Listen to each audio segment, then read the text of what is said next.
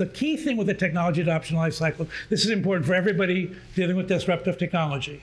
When you introduce a disruptive innovation into any community, it will self-segregate into various adoption sub-communities.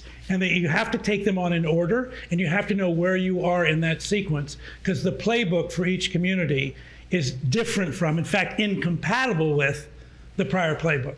So the 4 playbooks are the early market playbook. You know you're in the early market when your customers believe what you believe.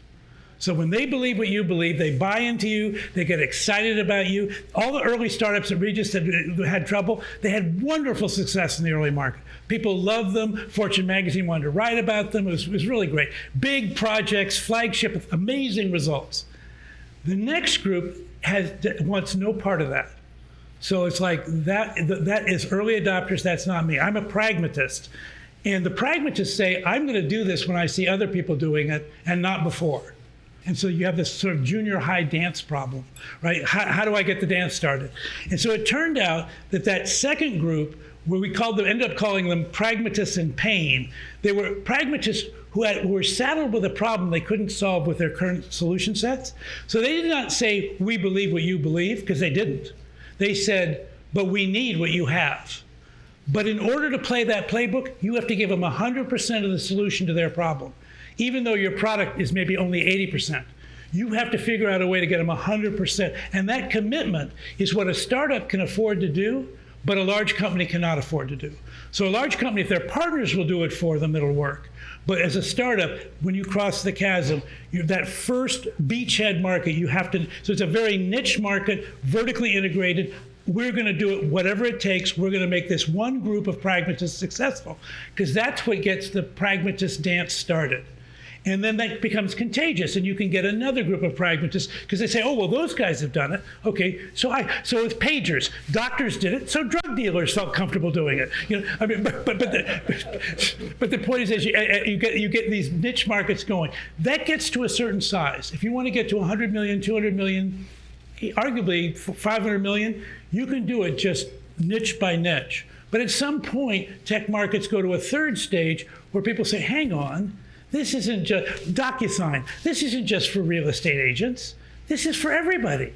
And so all of a sudden we called it the tornado. And that's when people say, they don't say we believe what you believe. It's beyond that. They don't even say we need what you have. They say we want what they have.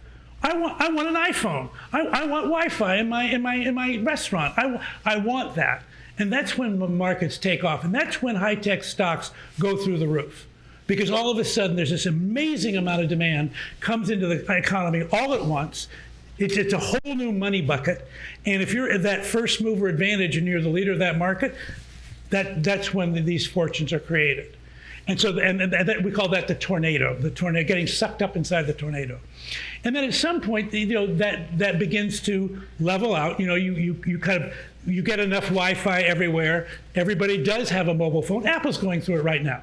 Everybody does have they have 3 of them, right? And at some point you realize, okay, now we're on a 4th stage called Main Street.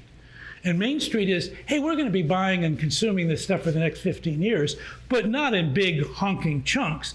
And by the way, we'd really prefer to get it as a service. And we'd like to subscribe to it, or we'd like to actually outsource it or whatever. So my point is, if you look at those, and those people say, it's not that we believe what you believe, not even that we need what you have, and even with the late adopters, I'm not even sure I want what they have, but my children have told me I need what they have. So my children want to text me. Okay, I guess what's texting, right? What is Instagram? They told me I had to be on Instagram. So the point is, each of those groups needs a different playbook. And what was happening at Regis was our companies nailed the first playbook, did not implement the second playbook, and they could never get the fire started in the mainstream market.